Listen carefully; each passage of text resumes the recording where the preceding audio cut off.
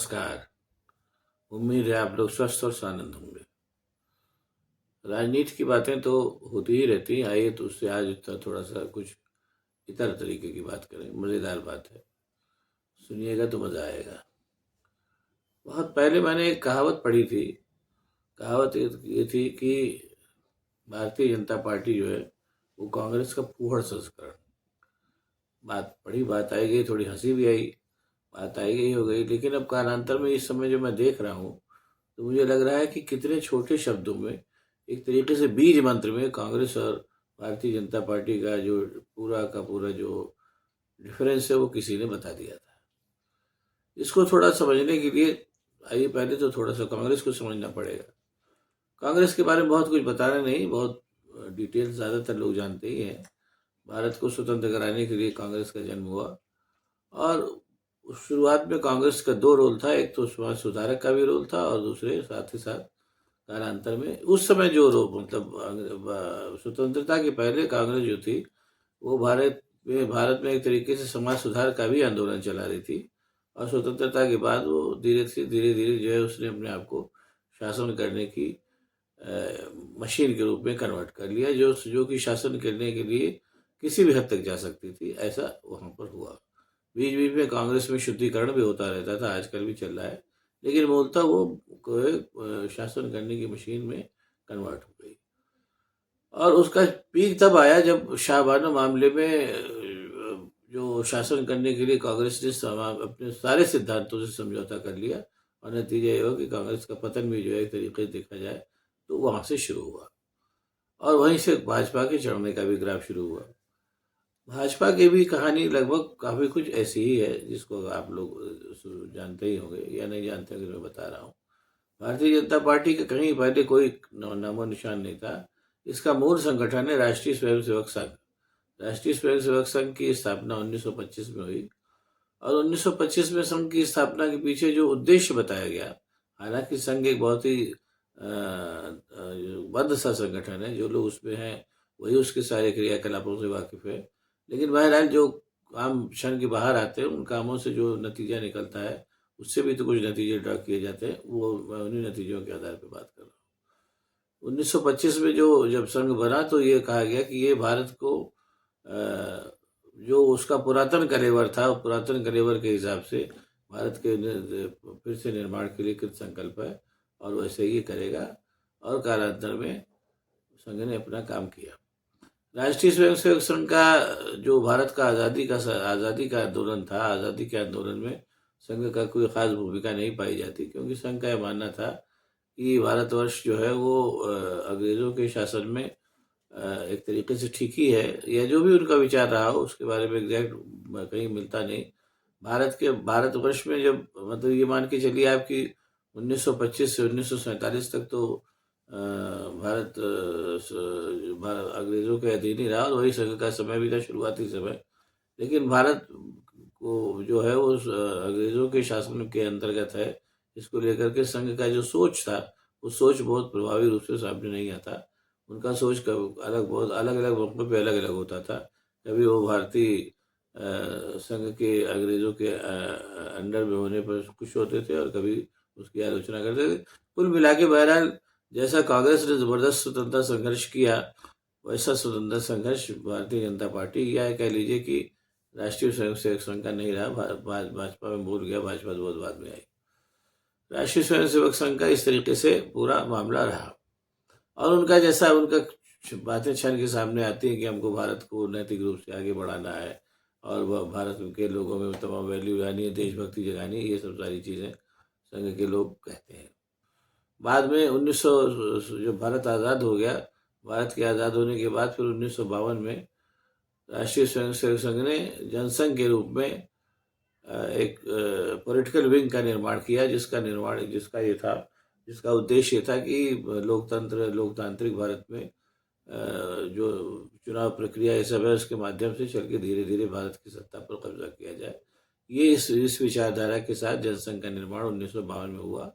और पहले उसके संस्थापक अध्यक्ष बने श्यामा प्रसाद मुखर्जी, जिनका कश्मीर में जिनका निधन हो गया। आप लोगों ने सुना ही होगा, अभी भी नारा चलता है, जहाँ हुए बलिदान मुखर्जी वो कश्मीर हमारा है।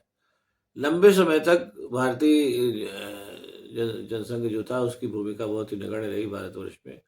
एक दो लोग कभी कदार जीत जाते थे, उसमें अटल बिहारी और आडवाणी की जोड़ी लंबे समय तक वो रही,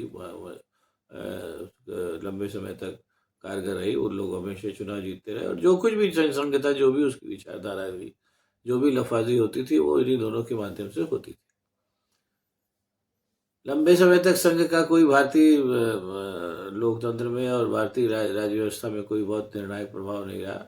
ये दोनों की जोड़ी काम करती रही। कालांतर में लंबे समय के इन लोगों ने ये भी सोचा कि भाई, वजह जो भी रही हो, वजह तमाम ये थी कि उस जमाने ये भी था कि कांग्रेस का इतना भयानक प्रभाव मंडल था और कांग्रेस पूरी तरीके से काबिज थी देश पर, कि उसमें और किसी पार्टी के लिए कोई जगह बहुत खास बची भी नहीं थी। जनसंघ भी उसमें से एक था।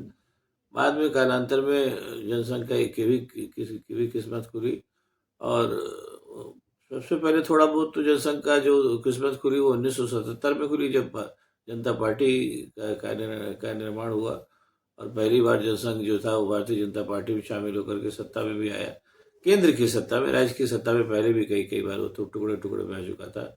बहरहाल उसके बाद फिर चीज़ें बदली, और भारतीय जनसंघ जो था वो भारतीय जनता पार्टी के रूप में उसका फिर से उसका निर्माण हुआ।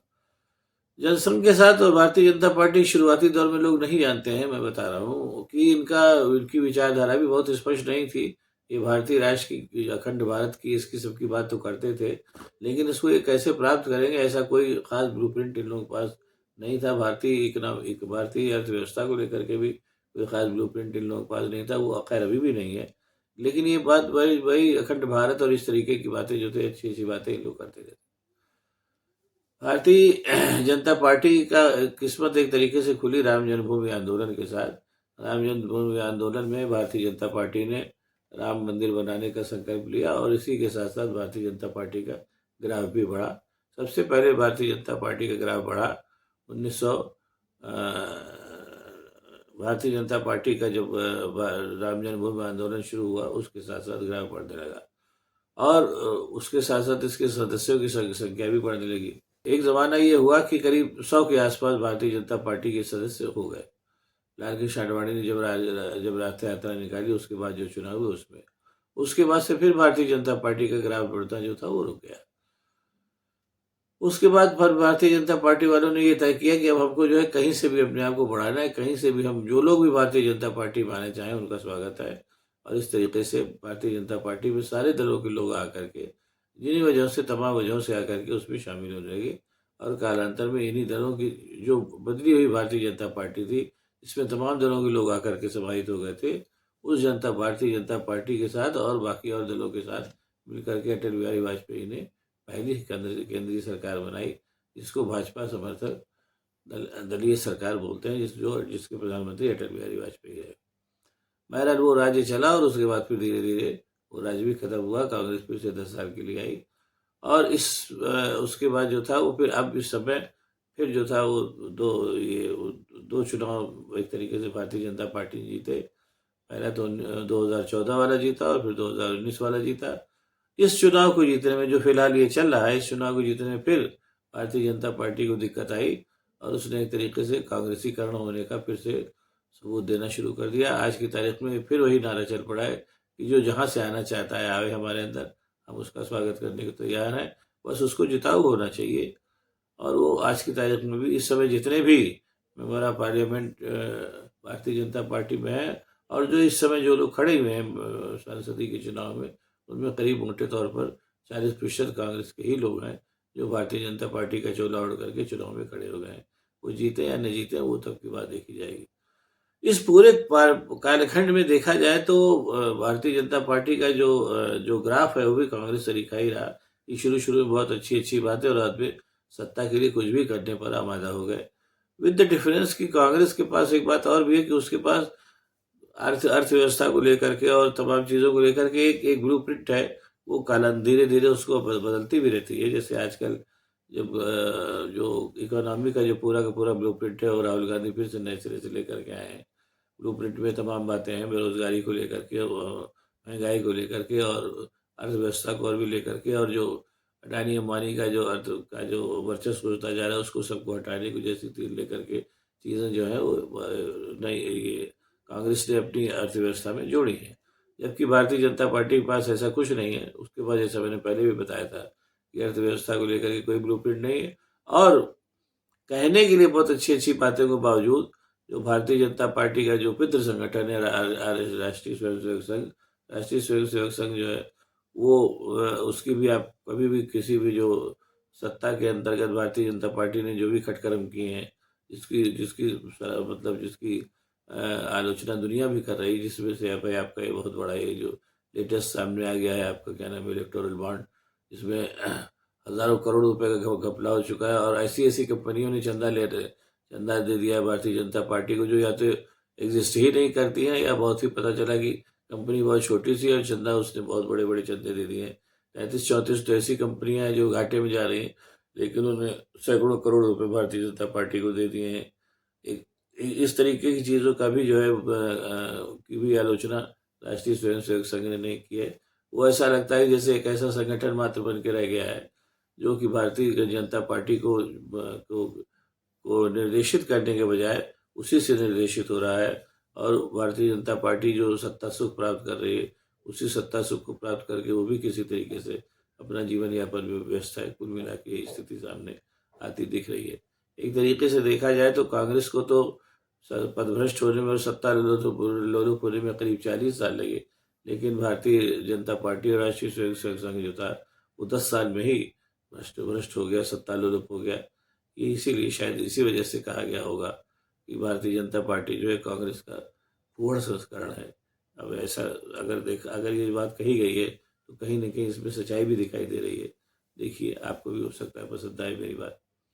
अब आपको अगर ये वीडियो पसंद आया तो इसको शेयर करिए, लाइक करिए, साथ ही साथ मेरे चैनल को सब्सक्राइब करिए, ताकि मैं और भी ऐसी बातें आपको बताता रह सकूँ। बहुत बहुत धन्यवाद।